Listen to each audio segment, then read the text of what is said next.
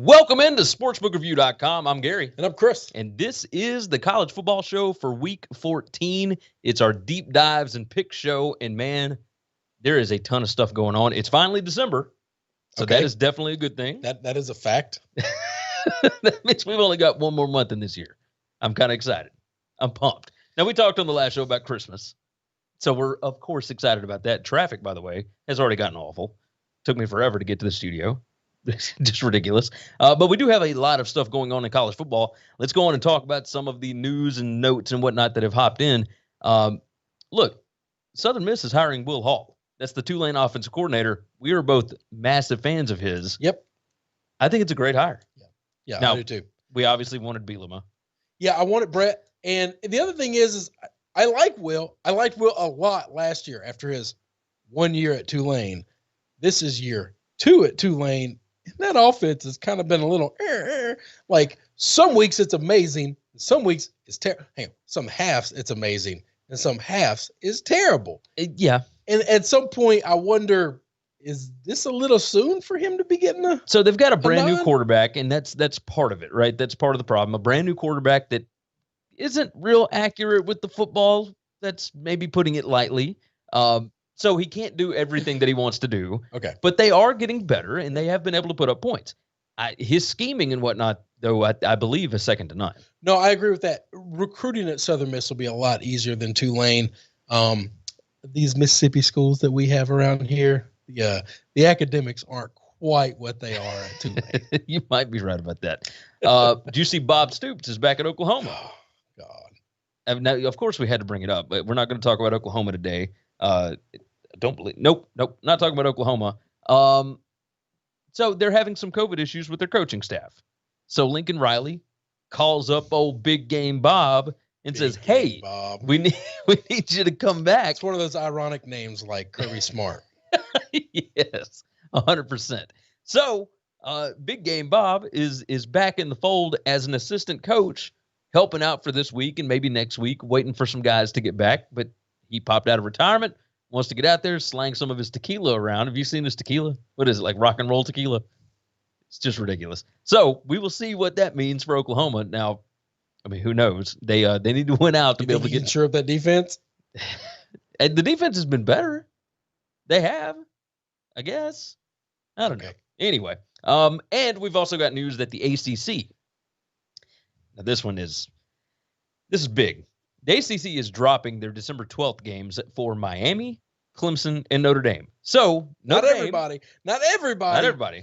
Just the three that are in contention for the ACC title game. Okay. Clemson and Miami. Who says these schools, these conferences don't make exceptions only for the haves, and they care nothing about the have-nots? Yeah, we've talked a lot about that this year. If you're in denial, if you're just a fan of a big boy school and you're in denial of that, it's time to just move on. Okay. Notre Dame has their spot wrapped up for the ACC championship game. Totally done. Now, it's kind of funny. Northwestern lost their game against Minnesota this week. That wrapped up their spot in the Big Ten title game, which is, again, kind of funny that you can wrap up a spot by losing a game. Well, it's because of the people who lost also. I mean, that happens a lot when you get down to the end of the season. Agreed. So, basically, Clemson has to win this weekend, or they need Miami to lose to Duke. And then they will be in the ACC championship game. And basically what the ACC is doing is they are getting rid of any kind of risk that they would have from Clemson going to Florida State or from Notre Dame going down to Wake Forest. Now, we fully expect that they would have won those games anyway. But you are knocking out the risk of somebody getting injured or the off chance that something crazy could happen and Notre Dame gets beat by Wake Forest or Clemson, whatever. You are setting yourself up to where you can get two teams in the playoff if Clemson were to beat Notre Dame in that championship game. So the injury thing is actually something. As soon as you said that, my first thought was if I was a Florida State player and I was not going to the NFL, I'm done with football after this, and I heard Clemson just crap all over my team for getting the Rona or for being worried about taking this virus serious, I think I would absolutely send people out there headhunting. Yeah. I would. I'm telling you that I'm not above that. I'm a pretty petty guy. I would hope Mike Norvell is. No, but I don't know that Norvell would have any say in it. I think you got a 19 or a 20-year-old that says, I'm just going, coach, put me in. Put me in. I've worked really hard. I'm a senior. Put me in. You know what I'm going to do for us? I'm going to break Trevor Lawrence in half. Okay. Oh, now I'm tossed out of the game. Oh, whoa. What other game do we have? I won't buy a drink in Tallahassee for the rest of the year. Pretty much. All right. Good job. So that's a legit concern. We know that 18, 20, 19, 20-year-olds are hotheads, and they've been talked pretty nasty about by this opponent that has a lot to play for, and they have nothing to play for. Yeah. So you could have headhunting absolutely be a thing. And even still, it's the same thing with Ohio State, right? Ohio State could have to only play possibly 6 games, and they could still. No, but they got to play. Like they need to play because at least Clemson and Notre Dame and Miami have played a season already. Agreed. Okay. Ohio State don't have that luxury. You've played 4 games now. 4 games now. No, brother, you got to get your ass out there and play. Agreed. We need football games for you. Now, it looks like they will play, by the way. Ryan Day will not be coaching this week, but Ohio State has resumed activities. It looks like they'll try and get on the practice field on Wednesday. We'll see. We'll see what happens.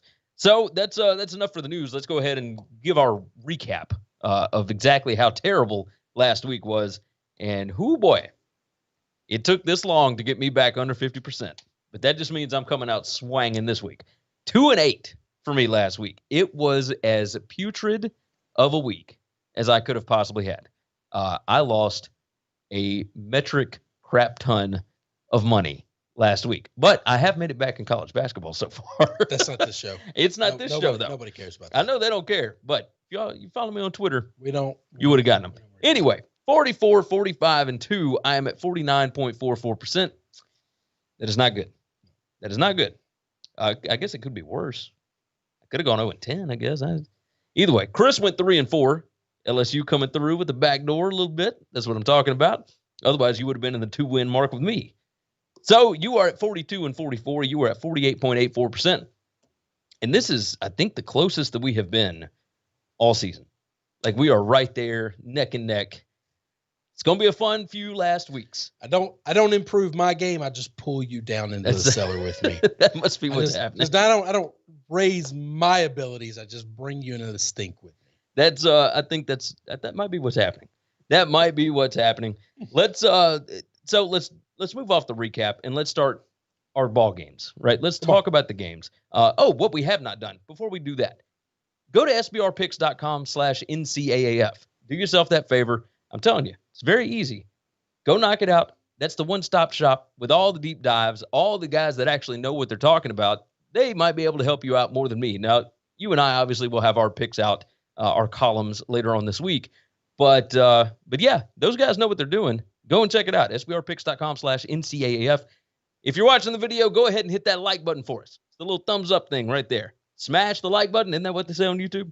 Smash that like button. I don't know. And make sure make sure that you are subscribed to the channel. We would certainly appreciate that. That way you can know every time that we go live. We're here Monday, Tuesday, and Saturday. Saturdays, 11 a.m. Eastern time. Tuesdays, of course, this show. We're here 6:30 p.m. Eastern time. And on Monday, we've got our opening line show that is typically around, 4 p.m. Eastern, I believe. So go on and check those things out. Make sure you're subscribed. There's also the Pick 6 contest, sbrpicks.com/PICK and the number 6. Every week, pick NFL games or pick college football games. Doesn't matter how many of each. You could just pick all of one. Doesn't matter. You can win your share of cash prizes. And again, just so that we make sure that you all know, we're not going to hit on every single game today. Follow us on Twitter. I'm at Gary WCE. I'm at Chris B. Giannini. And you will be able to hang out with us. Ask us whatever questions. We will respond. We will make sure that you guys are taken care of and that you know what our thoughts are on every single game that you want to know about. So with that said, let's move on. Game number 1. We are going to the Teal Field, my friend. Liberty at Coastal Carolina. Liberty is back in the top 25 this week, at least in the AP. Number 25 against number 14. This is a 2 p.m. Eastern time game on ESPNU. Coastal is a 7-point favorite, total of 57. I'm going to give you just a second to to explain why this is on ESPNU I at a don't know weird that time. I want to explain it here. I don't want to clog up the airways. Listen, this is some chicanery going on behind the scenes. All right. I believe that Greg Sankey is not a big fan of Hugh Freeze. I believe that. Might be wrong. Yeah. I think he has a very powerful partnership with ESPN, and he says, you're not going to showcase this guy if you want to keep this partnership. And ESPN said, okay, we'll bury him on the U. That's pretty much what it was. That's what I believe. That's what I believe. I believe that to be the truth. So that's what I think. I do think that Greg Sankey is a very petty individual. He's also a very powerful man. And a very powerful. So that's a two. Sound petty, but scary. I have no influence at all. I have none at all. That's the wheelhouse for people who are petty right there. Yeah. No, be petty, wield no stick whatsoever. Yeah. No, you're right. You're right. Liberty 3-0 against the spread, 2-1 straight up this year as a road dog. Coastal 2-0-1 against the spread as a home favorite so far this season. Going to be a fantastic game. Look, the quarterback matchup, Liberty with Malik Willis and Coastal with Grayson McCall, two fantastic quarterbacks in the spot. I said that, and then I thought, man, there's a little bit of in my stomach, a little bit. I kind of think Coastal's defense is gonna make Liberty look bad. So here's the difference here, right? Just basic, fundamental analytics. Am I wrong for that? Liberty's defense is number 21 in yards per play against. Coastal's is number 30. Now, as far as offensive yards per play, Coastal number 17, Liberty number 18. Yeah, they're neck and neck. And they are right neck there. And neck on everything. I'm looking at it this way. I'll go ahead and tell you guys one of my plays is the over 57 in this game. So you don't think Coastal's defense is going to shut them down? Here is what I know. I know Hugh Freeze and Jamie Chadwell are both offensive coaches. Yes. They both have designed these really awesome, fun offenses. They With are both insanely really creative. Quarterbacks. They are both coaching candidates at bigger schools. They are going to show out in this game. I think you're going to see some crazy plays. Both of them want to win this ball game in a big way. All right.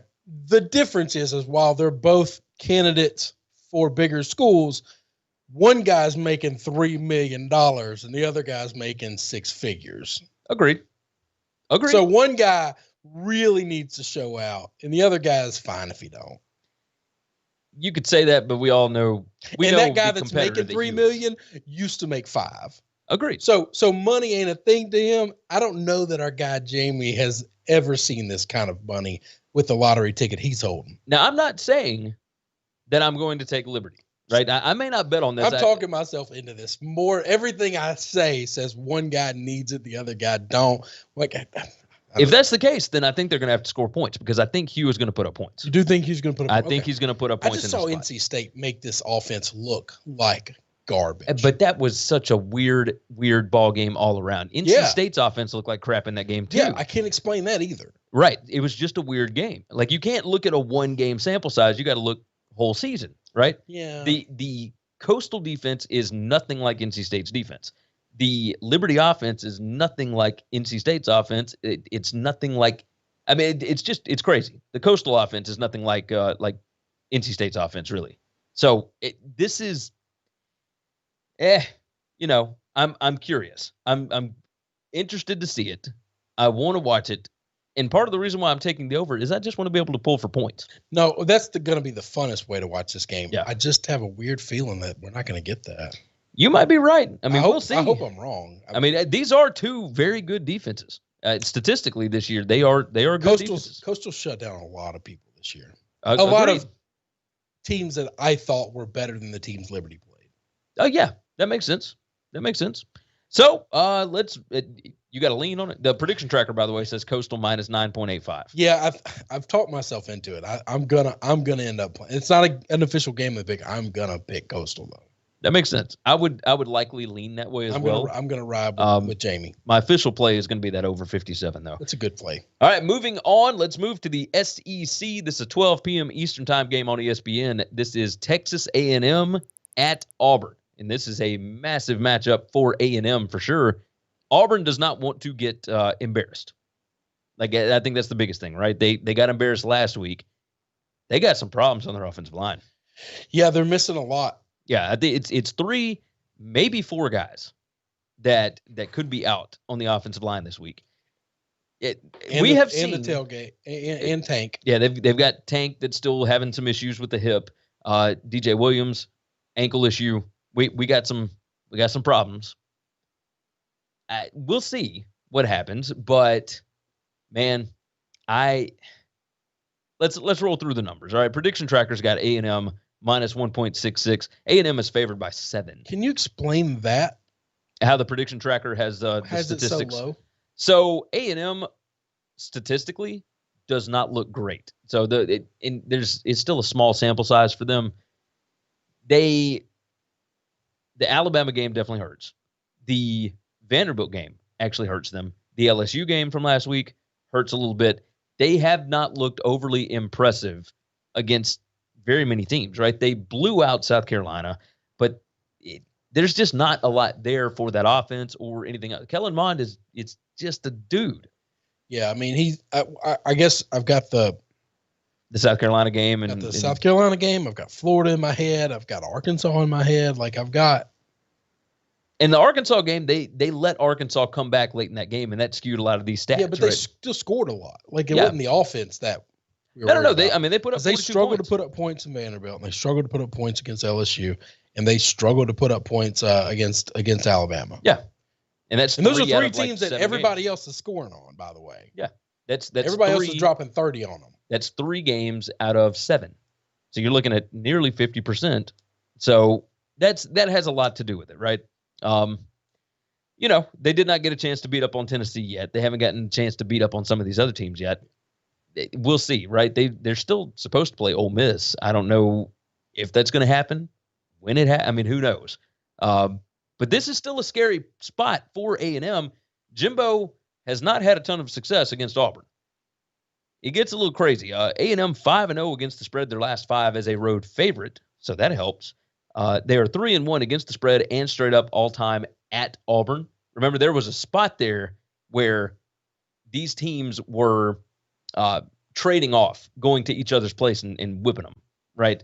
Auburn won last year at A&M, but Auburn won the year before at Auburn, and Auburn won the year before that at A&M. So Auburn has won 3 straight, and they've covered 3 straight against them. So, Kellen Mond, he is number 40 in QBR this year. Bo Nix is number 77. A&M is number 40 in sack percentage and number 47 in tackles for loss per game. The question here is, can A&M get pressure on Bo Nix? If you get pressure, yes. They absolutely should be able to because of that offensive line, right? If they're struggling with offensive line problems, yes, they're going to get – that's the best defensive front in the SEC. That's the best front 4 in the SEC. They can rush 4 and they can get home with 4, which means they can put everybody else back in coverage. I'm going to tell you a very interesting stat. You might find this interesting. Okay. Miles Brennan last played a game on October 10th. He still has more touchdown passes than Bo Nix. Wow. Well, but he had a hell of a season before he got hurt. Agreed. I mean, we put up points in bunches with Miles. In bunches. And he only played, 4 games? Yeah, he played 4 games. So, and Auburn has played 8? 8? Oh, okay. That's a little tough. Okay, all right. Maybe Bo Nix isn't great, Gary. Maybe he's not. Maybe he's not. I'm just saying. I do like A&M in this spot. The under feels like a play, for sure. Yeah, I like the under because I think A&M's defense is good. I worry about that offense, man. It depends on what Kellen Mond shows up. Like, if the one that showed up last week, and I understand there was a monsoon and LSU's defense was actually looking okay. Even if big boy Kellen Mond shows up and that defense, let's say it looks a lot like the LSU game, you're not getting close to 4. I was going to say it's going up. It's going one up from 40 and a half. You can get to 49. Yeah. Like, I don't see both these teams hitting 50. We have seen Gus Malzahn do crazy things in spots like this. I have. You're right. It's in Jordan Hare. My superstitions about that place. That stadium has got some weird, wicked voodoo going on, and the referees tend to love Auburn a little more in that stadium. The referees are done loving Auburn. There's some crazy hijinks that happen, but I will tell you this.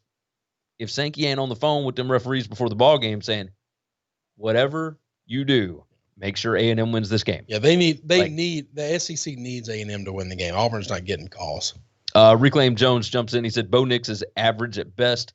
We got a lot of Auburn love here. And Casey said Auburn will definitely cover. Oh, it's also Casey's the same one. I was about to say earlier somebody said it's a trap game. Auburn will win it straight up, but that was Casey as well. Typically I might would side that way, but man, Auburn having 3 to 4 offensive linemen out, their tank is still dealing with issues. What about A&M's defense is suspect? I see that, and I don't have a good answer for that. They are not getting pressure on the quarterback as well as you would think. Well, they did last week. But I think that has a lot to do with LSU's offensive line. Overall, they have not gotten pressure very much this season. I think they can stop the run, and if you can stop the run and get a little bit of pressure on Bo Nix, you're going to completely shut down Auburn. They can't score. Yeah. So I think that's the biggest thing here. I don't think they're going to be able to score. So we shall see. Let's move on to the Big Ten. Indiana headed over to Wisconsin. This is number 10 against number 18. Wisconsin, a 14-point favorite right now. 45.5 is the total. Not very many points expected here. 3:30 p.m. Eastern time on ABC for this one. Prediction Tracker has Wisconsin minus 9.24. However, Michael Penix Jr. is not playing in this game, and pretty much all of these stats that these analytics would use would include Michael Penix Jr. So who knows, right? I'm curious about Jack Tuttle. He's the new quarterback. Went 5 for 5 last week for 31 yards against Maryland. Led a touchdown drive late, and I mean, Indiana had trouble scoring in that game leading into that drive. So they were able to get that done. Looking at the defenses, all that kind of mess, Indiana, number 46 against the run, yards per run. That's okay. I think Wisconsin is going to be able to run on them if they need to. They last played in 2017. Wisconsin is 8-1 against the spread their last 9, but they haven't played in 3 years. So none of that matters. I wanted to take Indiana so badly here. Me too. But I don't know. I don't think I can play this game. I think this new quarterback is going to struggle. That's what I worry. Wisconsin's defense is yes, they are unbelievable. Really good. And they have not gotten to play a lot this year. Wisconsin's only played 3 games. They're ready to play. I think they are going to come, especially with the way that the last one went down, which was the Northwestern game. Yeah. I think they're going to come out fired up. They could pretty much dominate Indiana. And the crazy thing is Indiana makes the Big Ten title game if Ohio State loses one more game. And now there's talk that Michigan might have some COVID issues before next week, which you said that. There's no doubt in my mind Michigan's going to have COVID issues. Yeah. Casey says Indiana would have won with Penix. I don't know, man. I don't know about that. That's an easy thing to say. They were struggling last week to score points. Thankfully, their defense is good enough to keep Maryland to nothing. Yeah. And that's why they were able to kind of have that game a little in hand. I do think this is going to be a low-scoring game. Oh, now 100%. The total is a lot lower than it's a typical. It's 45.5. Old school Big Ten SEC total. What I worry about is that Wisconsin could some defensive points. Not just defensive points, just points. Period. You think there's a way Wisconsin's offense gets bullying? Graham Mertz had issues against Northwestern, which is a great defense. But he had not been able to practice in 3 weeks. Sure. So it was an issue, right? Yeah. They've had time now. He's had time. No, I'm with you. The only way I could play this game, and you know how much I love Indiana, and you know how much I want this Indiana thing to be a thing. Yeah, you want Tom Allen to be real. I don't know that a loss to Wisconsin is a bad thing. I don't think so either. And if your only 2 losses on the year are Wisconsin and Ohio State, yeah. Hell of a resume. And if Michigan does the smart thing, you're going to Indianapolis. Yeah. And that's a big thing. I liked Wisconsin before the season started. I haven't seen anything that makes me not like Wisconsin. Yeah, that's kind of where I am. It's more points than I wanted it to be, but I don't know that I'd be afraid to lay them. I think that might be the way to go. That might be the way to go. Moving on, let's talk about an SEC game that most might not consider a big game, but hey, we're going to treat it like one. Arkansas headed to Missouri. The Tigers are a 3-point favorite at home in the Como. 51.5 is the total here. 12 p.m. Eastern time. It's on the SEC Network. Prediction Tracker has Missouri minus 6.2. Arkansas is still, by analytics standpoint and by the bookmakers, the most disrespected school in all of college football. Statistically, Arkansas is the better football team. Yes. Like, season wide. Yes. Right. But it has changed a little bit.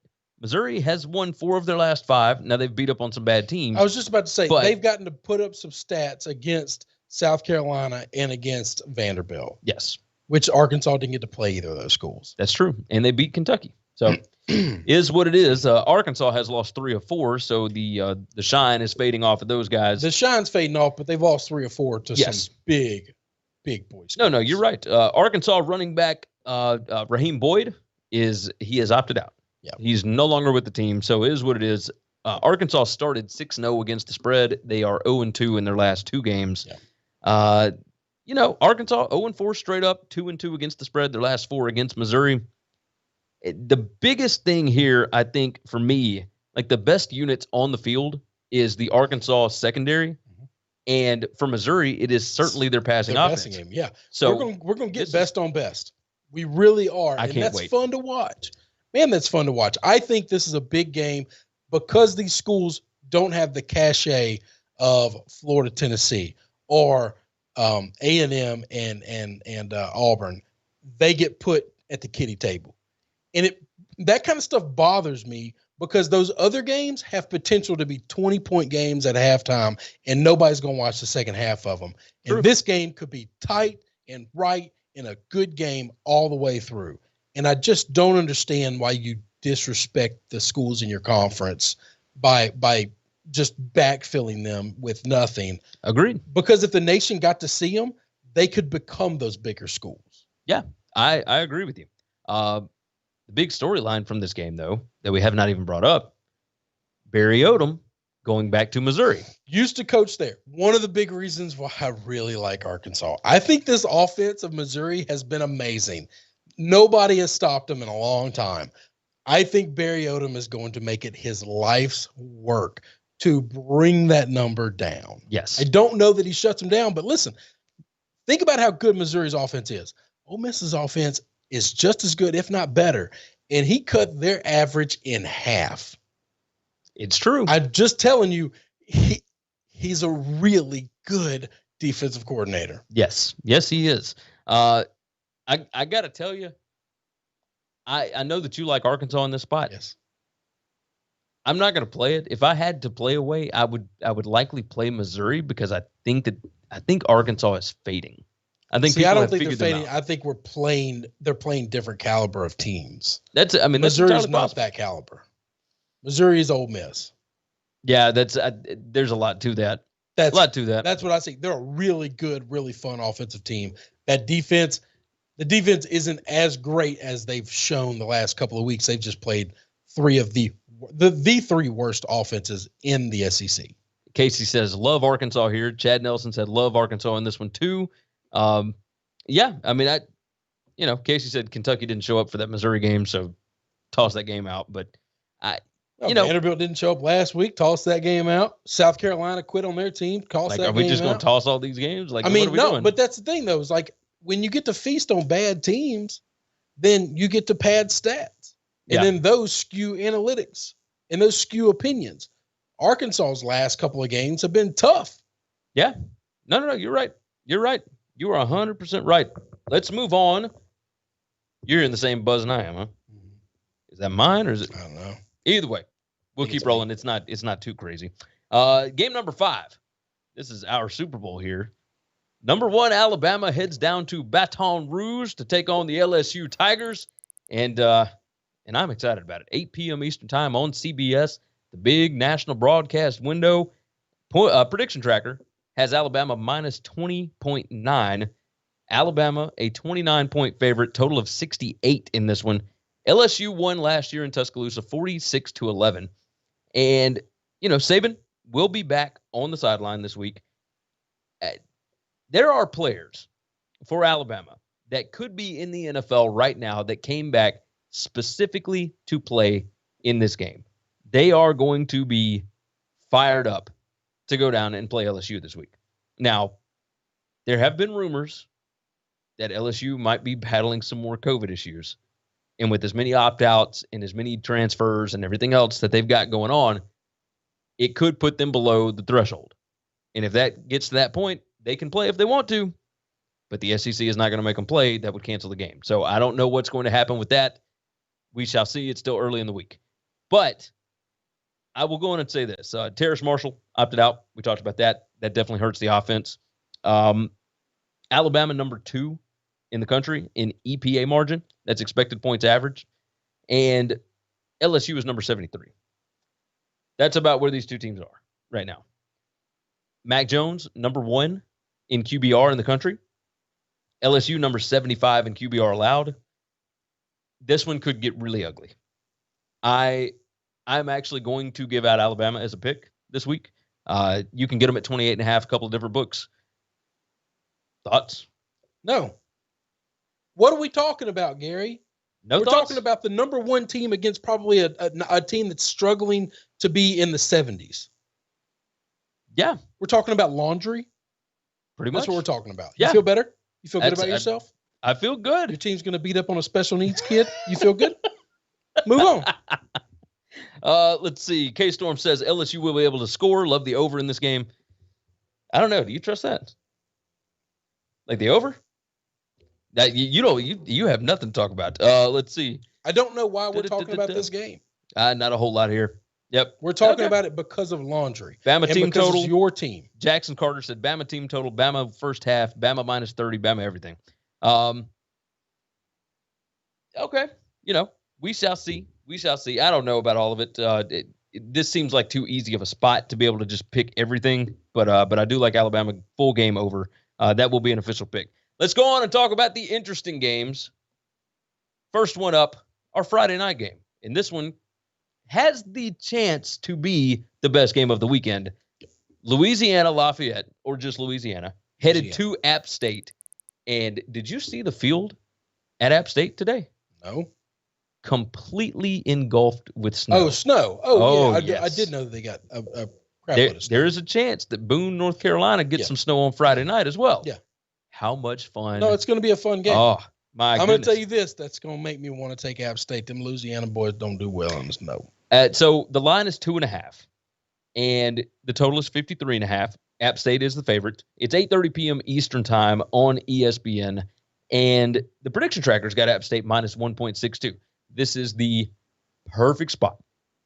Louisiana put up 70 points on ULM last week. They beat them by 50. This week, suddenly they're underdogs? What are we talking about? App State has beaten Louisiana like 9 straight times. It's just ridiculous the amount of times they've beaten them. On top of that, Louisiana always looks good on the road, except for when they go to App State. Just the way it goes. Billy Napier supposed to be meeting in person with South Carolina this week to interview for the South Carolina job. Is his head really going to be in this game? Not to mention, Louisiana has already wrapped up the Sun Belt West. So this game doesn't even matter for them. I mean, it matters. It matters. It's going to matter. But they are going on the road. There's one factor. All that stuff you said, none of that matters to me. All right. Shitload of snow for a bunch of boys coming from the swamp. That matters. That matters. You can't take people from the swamp and bring them above the Mason-Dixon line, drop a bunch of snow on them, and say, go outside. We don't do that. That's not what we do. No, you're 100% right. So, no, that scares me. I liked Louisiana in this spot. I really, really liked Louisiana in this spot until I realized we went from like averaging 50 degrees here in the Memphis area to 21 degrees today. And I thought, what the hell is this? What is going on? We don't do that. Yes, I think this is App State's game. This is the perfect spot. This is App State. If it's in the snow, I just want it to be fun and close. I want even it if to be it's a cold. good game. Like, forget snow. We don't even have to have snow. No, just even cold, I think it's going to be like that. But it's going to be cold. Panphilo 112. I know you have asked multiple times about Michigan and Maryland. We are going to talk about it here in just a minute. So Don't worry about it. So we will get there. I do like Louisiana. I'm going to take I do like App State in this spot. I love Louisiana. I love Billy Napier. But I think situationally, this is App State's game.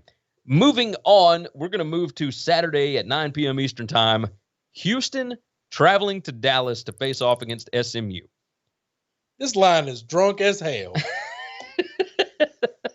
SMU is a 1.5-point underdog at home. The total is 68, so they expect a lot of points between Sonny Dykes and Dana Holgorsen. Two very similar offensive styles, all that fun stuff. I do love both these coaches. I love Hogo. I love Dana. SMU looked like hammered dog crap last week. I can't explain that.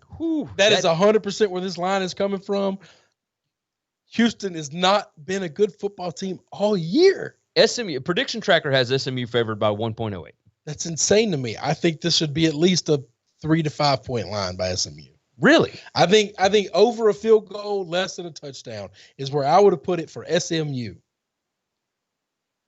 That's where I would have made the line. No, I'm not a bookmaker. I don't do this for a living. I just talk about it, yak about it. I am a little surprised. Like, Houston has not been great this year. Houston has not been. I know what I saw with SMU last week. I know. That was trash. It was bad. Also, I money. Well, the first half was trash. Well, yeah. Then they played football second half. They outscored them, 31-7 in the second half? So, like. Yeah. Okay. But here, my issue is, how on earth can you make this line? What have you seen from Houston to say this is a good football team? I have seen nothing. I haven't either. I think wrong team favored. I know it's only by a smidge, but I think I agree. I think I agree 100%. So I would roll with that. I'm not going to play it because both of them terrify me. Give me Sonny. Let's move on. Let's move to the Big 12. Saturday, 3:30 p.m. Eastern Time. This is West Virginia. The Mountaineers of Neil Brown headed over to Iowa State. And look, the Cyclones, they are one win away from wrapping up a spot in the Big 12 title game. I'm excited about this. Yeah, me too. I also think that their big emotional game that they got out of the way was last week. I like West Virginia in this spot. I think this is a letdown spot, and a lot of people have let down against West Virginia. I don't believe that West Virginia is going to win the game. I do think, however, that they will be able to stay in this thing. West Virginia has a fantastic run defense. Iowa State, if they can't get Breece Hall going, that offense has trouble moving the ball. We saw that against Texas. Texas's defense actually showed up in that spot. They were the first team to hold Breece Hall under 100 yards rushing. They made him work for his yardage. West Virginia is going to do the same thing. West Virginia is actually a better rushing defense than Texas. So, at least in my opinion. Statistically, I think it's pretty similar. But long story short. They're a better coach football team than Texas. I agree with that for sure. Good Lord, don't get me started on Texas. God bless. I'm sorry. 49 is the total here, and I think that sounds about right. These are two teams that would prefer to keep this thing lower scoring.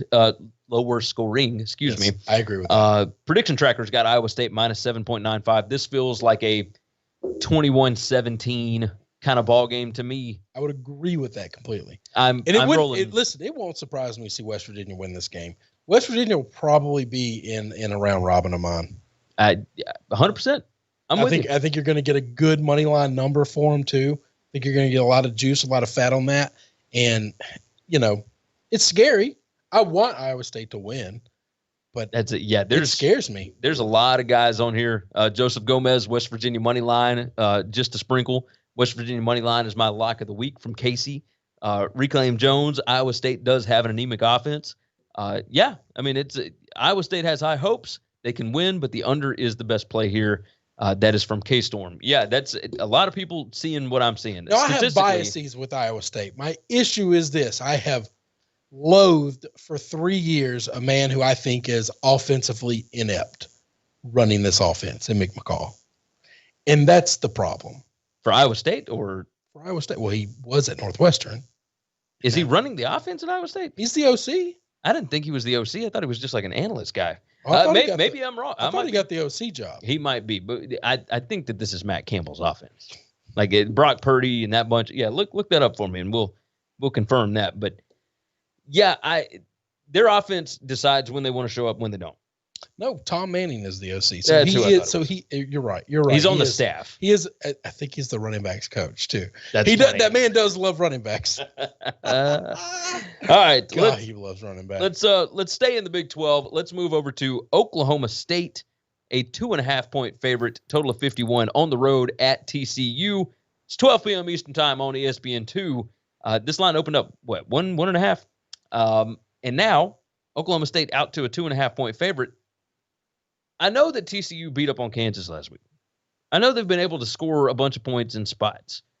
I know Gary Patterson long-term has been known as a great defensive mind, all that kind of stuff. I think this is a total get-right spot for Oklahoma State. Like they got their win over Texas Tech, still didn't look great last week. I think Oklahoma State is significantly better than TCU. Am I crazy for that? No, you're right. They are significantly better. If Oklahoma State plays the way Oklahoma State played the first 4 or 5 weeks of the season, I think TCU is absolutely a live dog in this game, and this number is exactly right. If Oklahoma State plays the way they played last week, TCU can't keep up. I think TCU will score a lot because that's the old school way of Oklahoma State is we give up 30, we score 55, and that's just how it works. Yeah. But I still don't think it'll be close. I think it'll be 30 to 55. This is 100% stay away from me because this game could go way over or way under depending on what Gundy shows up. Yes. If the one from early this season shows up, the one we've never seen before in our life. I want that Jackson kid to play again. In our life, we've never seen this Mike Gundy that we saw all year this year until last week. Yeah. And I just wonder how much of it is I'm done. I did it y'all's way. I tried to change the way we play football around here. I'm done. Yeah. Doing it my way. And we're going back to scoring 50 points. Because I've been baffled by how this offense, how Sanders is not a Heisman Trophy hopeful before the season started with under Gundy's offense and the Big 12 being bad at defense and all that stuff. I can't for the life of me explain why their offense has been so inept. They've done something different. Yeah. Last week they flipped that switch. Last week they let Chuba get healthy, and they brought in that Jackson kid. Well, they say Chuba on the bench. He is. They let him get rested. Yeah. By him resting, everybody saw that the other kid might be better, and that's what's terrifying here. So now, granted, it was against Texas Tech. It's whatever. Oh yeah, we get the point. They both played high school teams last week. Yes, we're done. Oklahoma State prediction tracker has them by 1.17. That's exactly what the line is. So I feel like this should have been closer to somewhere over a field goal. 4 or 5. They played this game the way they played the Texas game, the way they played against Tulsa, the way they played the entire season until last week. And against Oklahoma, right? I mean, this is going to be a tight game. TCU will hang with that team, and Gary Patterson will absolutely play ugly football with you. Yeah. Oh, he will. Gary would love nothing more than to play ugly football. You got that right. You've got that right. Casey keeps jumping in. He's saying Oklahoma State is the best team in the Big 12. They will win the Big 12 championship. They need Iowa State to lose to West Virginia just to get that spot. Or they don't get in. Or they can't get into it. So, or I guess if you got Oklahoma beat, but I don't think Oklahoma's losing. I don't think so either. So we shall see. Moving on. Moving to the Big 10. We're talking about a game that a lot of y'all probably didn't think we were going to talk about. Penn State, an 11-point favorite on the road in Piscataway. Rutgers, the State University of New Jersey. What do they call them? Sunge? Is that right? I'm good with it. I do love this Rutgers team. 54.5 is the total here. It is a 12 p.m. Eastern time game on FS1. And I am curious why Penn State would be favored by 11 points, 12 points, whatever, over anybody. Laundry? I guess. We still think Rutgers is terrible? So the prediction tracker from last year? The prediction tracker has got Penn State minus 6.95, right? So that's about a touchdown. That sounds about right, by the way. If this was a touchdown line, I would think that makes sense to me.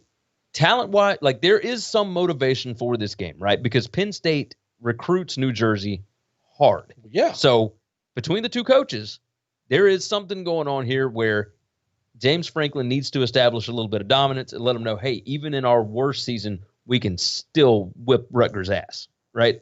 That's where there's a little bit of motivation from the Penn State side. There's all those guys that are from Jersey that are on the Penn State roster. They want to come back and beat the home state school, whatever. On the other side, there are some kids that are playing for Rutgers that didn't even get recruited by Penn State. And Greg Schiano has this team competent again. They are a lot of fun to watch, like you said. The trick plays. I have gotten to where I find they're on the iPad every week. Yeah. Every week. They haven't made it to the big TV, but they're on the iPad every week. Yeah. Yeah. Casey said, man, I love Rutgers plus 11. Tom Lowe, Rutgers points. Yeah. Yeah. They're a lot of fun. They're a whole lot of fun. And this line is moving up, right? It's going up. I think there's 12 at a couple of spots, I think. So so it opened at 9. And so, it's moving up a lot.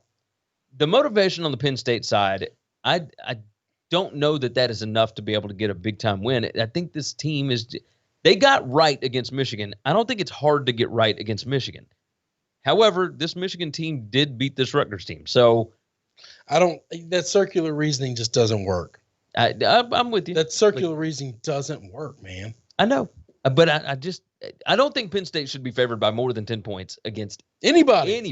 Vanderbilt, maybe? Yes. Yeah. Yes. Yeah. Definitively yes. That's the answer to that. That's the list.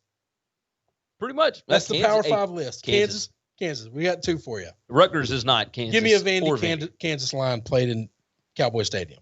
In Cowboy Stadium, Vanderbilt minus like 5. I think Kansas might actually be favored in that spot. Oh, really? My boy left. Well, I mean, if we're talking about this week, like Vandy's dealing with a whole bunch of COVID issues and whatnot. All right. So moving on. I'm sorry. Moving on. Let's see. Let's move to the Mountain West. Hawaii traveling to San Jose State. No, they're not. No, they're not. Well, it's not going to be played on the island, so I know it's going to be played somewhere in California. Maybe, but not in Santa Clara County. May move it to Vegas. San Jose State is a 6-point favorite in this spot. Total of 59.5. It's 4 p.m. Eastern time on Spectrum. Regardless of what stadium it's in, the game will be at 4 p.m. Eastern time on Spectrum. They don't have a location for this yet. I really liked San Jose State early until we realized they're not able to practice right now. They're like Stanford and the 49ers and whoever else. They're getting relocated. Yes, they can't practice this week. That's a problem. No, that's a big problem. It's a little bit of an issue going up against this high-flying air raid Hawaii team. So San Jose State right now, the reason we don't have a location for this game is they are petitioning for an exemption because they have done however many thousands of tests and they've had 7 positives, all of which have been asymptomatic, but none of which are none of which are still positive or whatever. They have no positives in their entire athletic department. It's kind of a big deal. So they're saying we should be allowed to play here and practice here, etc. It's Tuesday night. They've still got no word from the county office. That's the tweet that they sent out earlier. I don't know if you saw this, but it was, hey, bro, any news? And it's like them going with the county office and like they don't respond. It's like basically on an iPhone, it shows where they're typing back, but then they send nothing. And San Jose State's like, bruh, like what? Hey, news? What do we got? So they have no idea. It's Tuesday. This game is on Saturday. Tomorrow is Wednesday. They're supposed to be doing walkthroughs and practice and whatnot on Wednesday. I don't know what to think now.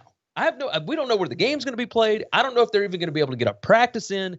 They're going to have to relocate somewhere at some point. All I know is give me the Rainbow Warriors. I think that's going to be the play. Give me the Rainbow Warriors. This defense is going to be just not the same San Jose State defense that we know. The prediction tracker analytical average has San Jose State minus 9.45 here. I think that they are a really good team, but I think situationally, because of what's going on this week. Well, you're not getting 9 anymore. No. I'm saying that the prediction tracker has it at 9. Okay. So it's down. It's down to 6. Yeah. So, K-Storm said San Jose State with the points. I saw that dual quarterback play. I'm not going against them. Yeah, that's Nick Nash. No, he's good. Listen, this is definitely, if we can ever get a place to play, I definitely like the over in this game. What's that number again? 59.5. Yep. Because San Jose State's putting up points against Hawaii. And I think Hawaii's going to put up points. And I think Hawaii's putting up points on this defense. Good old Todd Graham. Good old Todd Graham. Bring the air raid there. He's been all over the world, man. Pittsburgh down to Arizona State, Tulsa, and Hawaii, and whatever else.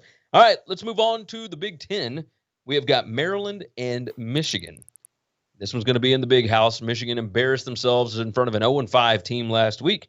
Michigan a 5-point favorite even after that debacle. 59.5 is the total here. It's 3:30 p.m. Eastern time, and they relegated this one to the Big Ten Network. This one will not be on ABC or ESPN or Fox or FS1, whatever. Michigan has been sent back to the Big Ten Network again, and I think justly. Prediction Tracker has it Michigan minus 7.87. Maryland did not look good last week against Indiana. However, it was exactly what I told you I was worried about. That offense is predicated on timing. There were so many open guys that broke open that Talia Tagovailoa was not able to hit. He couldn't find them. The offense seemed out of sync the whole ballgame. Michigan's defense, not as good as Indiana's. No. Michigan's defense can be scored on. Okay. I think I like Maryland to be able to go in there and get this win. I think Michigan is done. Stick a fork in them. No. I know you can't quit Harbaugh. I know Jim's your boy, but listen, Jim, listen, fire your OC, call me up, fly me up real quick. Just let me talk to the offensive line. That's it. I'm going to call the same 9 plays over and over again. Just give me all the run plays you got, and we're just going to run those. Okay? I don't care what quarterback it is. We don't need them. We're just going to run the ball. We're going to run the ball. We're going to run the ball. Between the tackles to the left, between the tackles to the right, off guard, off tackle, off center, right up the guts. It doesn't matter. This offensive line should be able to push Maryland's offensive. We're going to make this an Army football game. Yeah. We're going to hold the ball for 50 minutes of the 60 minutes, okay? And they just can't do anything.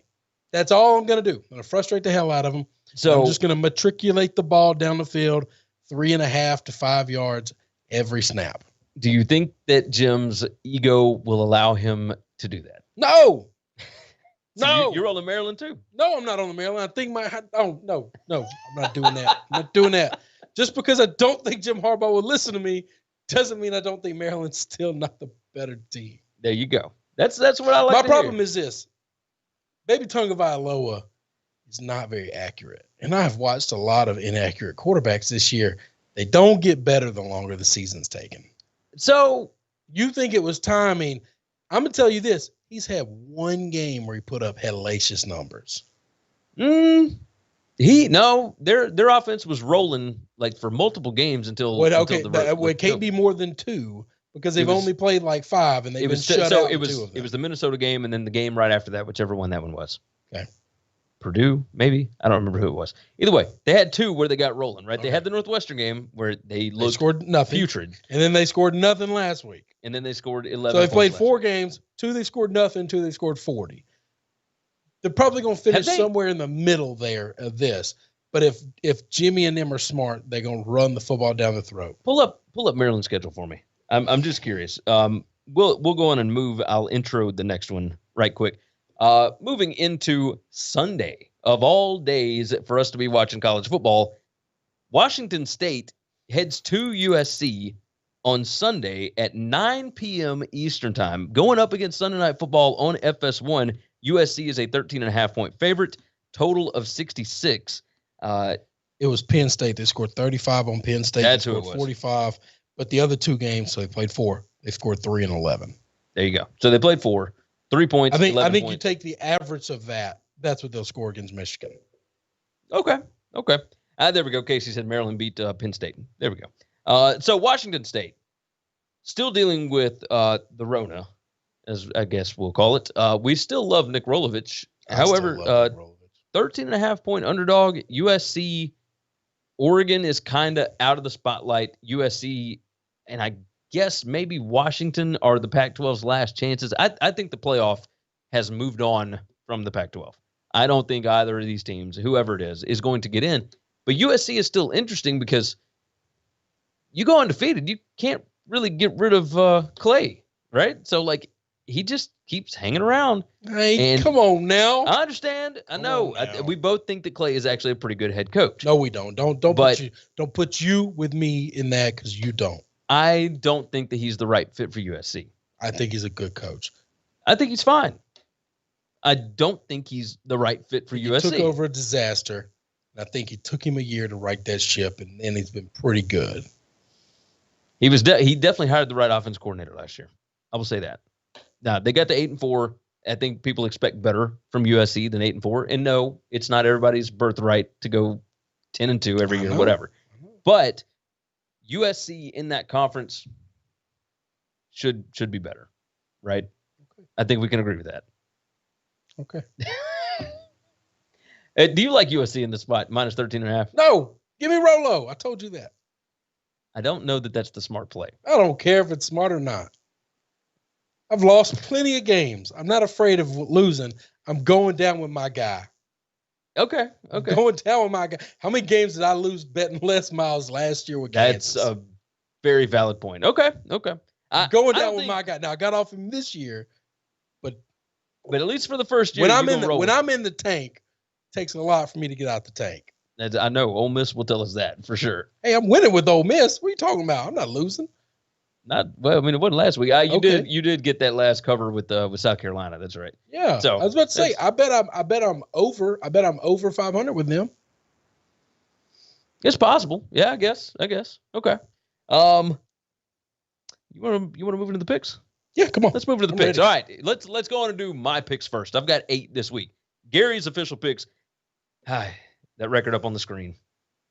44, 45-2, 49.44% on the year, 2-8 last week. That was not great, but that means I am due for a bounce back. And no, this is not the smart play, right? There is no such thing as a bounce back, whatever. It's all superstitious. It's all dumb, whatever. But I like the sound of it, so I'm going to say that. I'm going 8-0 this week, and I'm going to push that thing back to 52 and 45. So here are my plays. Tulsa at Navy. Give me the midshipmen plus 12. I think senior day at Navy means something. At the academy, that's a big deal. They have not lost a senior day in over a decade. Now, I think Tulsa has gotten super lucky here lately with some of these wins. I think Tulsa's good. I agree with that. I don't think that they are that good. Navy showed against Memphis last week. Now, those are two completely different kind of teams, but I do think Navy is going to be able to put up at least something, and they are going to be able to slow down Tulsa's offense. Yeah, Tulsa's been winning by a lot of one-score games. It's some fluky comeback voodoo. Yeah, but I'm not even worried about the comeback. Even the comeback voodoo is still, you're winning by one score. Yeah. I found it shocking that they were 12-point favorites. I just thought that was insane. Yeah, I'm rolling Navy here. Stanford at Washington. Stanford's having to relocate. They're having to figure out things on the fly right now. On top of that, I do think Washington has got things rolling under new coach Jimmy Lake. Stanford's not that good. They're just not.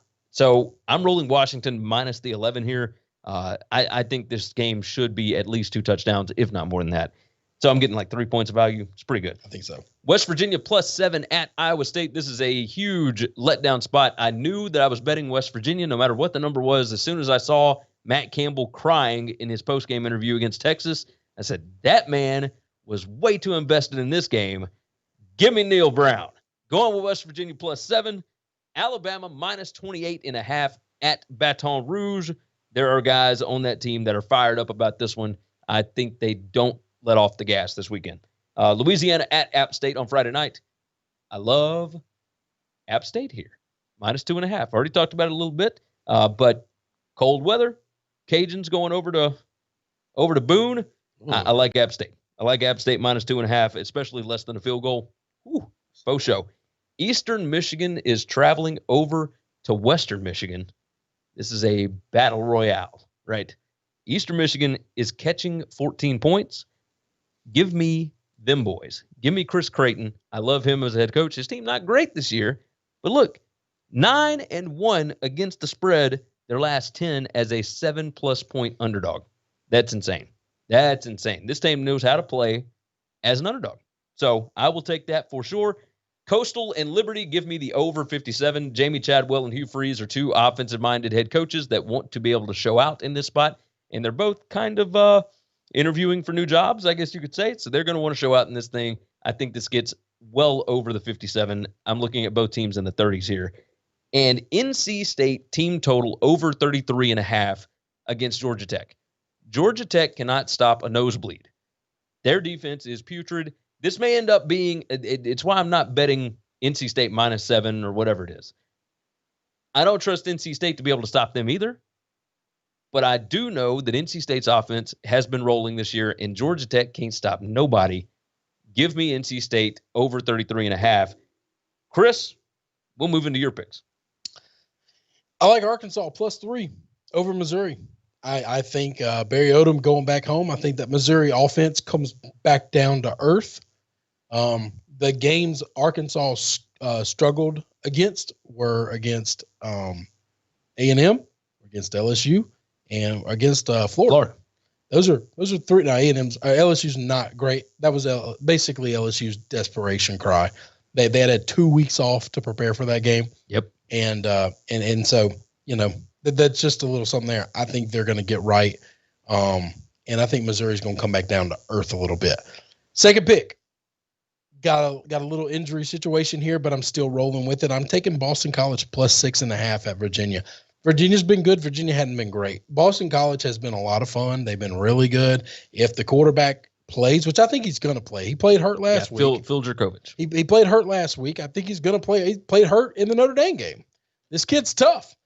And I think he's going to play. If he plays, I think they got a shot to win the football game. I get a 6.5-point head start because people don't know. Give me SMU. Give me Sonny Dykes going up against my other guy, Dana Holgerson. I don't understand why people think Houston's good this year. Houston has not been good. SMU is also fantastic at home. Yes. Yeah. Yes. So I like them. You get 2-point head start. I think that's crazy. Oregon State might be playing without their quarterback. I don't really know that I care. It sounds like he's day to day. Like he'll probably play. Hang on. Running back playing? Yeah, he's playing. Running back playing? Yeah, he's playing. Give me 11.5-point head start against Utah. I don't think Utah's very good. I have no idea why Utah's getting this much respect. No, it is true. I don't get that. I think that's wrong. Next pick. This is the one that jumped big. I wrote it down Sunday night, and I said, let me look at this line. It was 3.5, Colorado -3.5 at Arizona. I think Arizona's bad. I think Arizona's a bad football team. It's now 7.5. I'm going to go with it. I like Colorado. I think they are the better team. This is one where the line scares me. But just because of that hook, you still think Colorado's the better team. Oh, no, nothing has changed on my opinion. I love 3.5, and now 7.5 just scares me. That's all. I'm with you 100%. Washington -11 against Stanford. Stanford's not a good football team. Let's say Stanford had the best facilities in the world, and they could practice and play all week long before this game. I still don't care. I think Washington is the better football team. The fact that Stanford doesn't have a home just makes it even worse. Florida -17 at Tennessee. Tennessee is not a good football team. They're just not. They have scored a total combined 14 points in the second half all year long.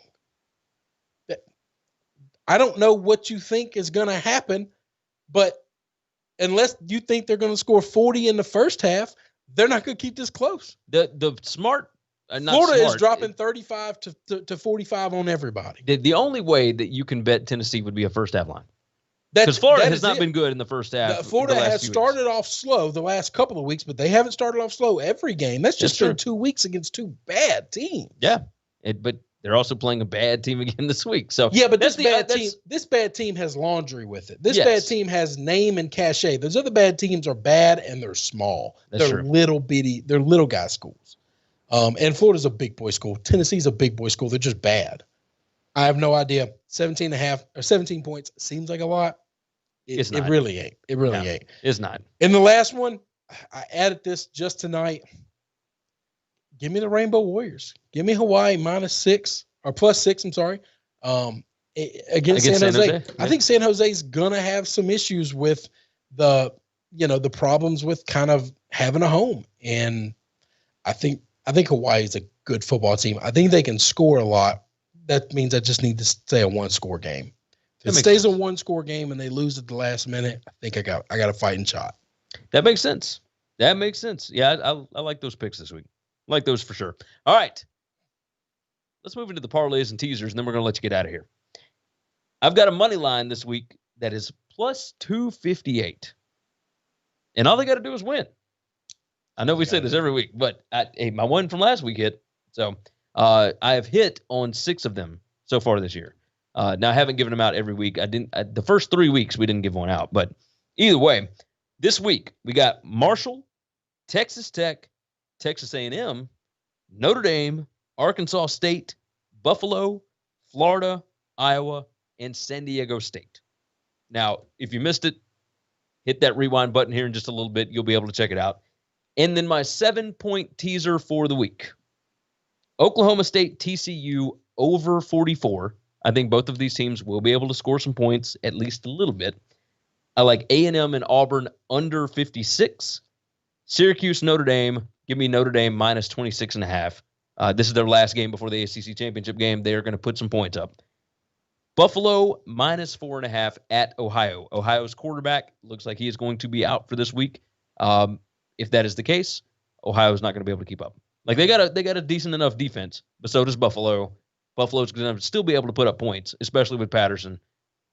Give me Buffalo minus 4.5. So that will be the 7-point teaser. That one's plus 200. The money line is plus 258. You hit both of those, you're doing all right, even if my picks completely suck this week. So with that said, I think we're going to get out of here. Is there anything else that we need to hit? That's it, brother. I think that is it. All right, you guys have been fantastic. Thank you, everyone that jumped into the chat today. Continue to share the show out. Tell your friends about it, all that good stuff. We are not going to get to discuss every single game every single week. That is just the way it flies when you got 100-something odd games, whatever it is, 70-something games. You can follow us on Twitter. I'm at Gary WCE. I'm at Chris B. Giannini. You can follow us right here on YouTube. Hit that like button. Hit that subscribe button. Share the show out. Tell your friends about it. Jump into the comments. Let us know what your picks for the week are. We want to be able to go back. And, if you guys are giving us some crap, if we end up hitting, we're going to give you some crap right back. So make sure you jump in with it. Hey, put a name with it. Let's go with that. And, of course, make sure you are subscribed, that you head over to sbrpicks.com/NCAAF. We would certainly appreciate that. I think that's it. All right, for sportsbookreview.com, I'm Gary. And I'm Chris. And we will see you again Saturday morning.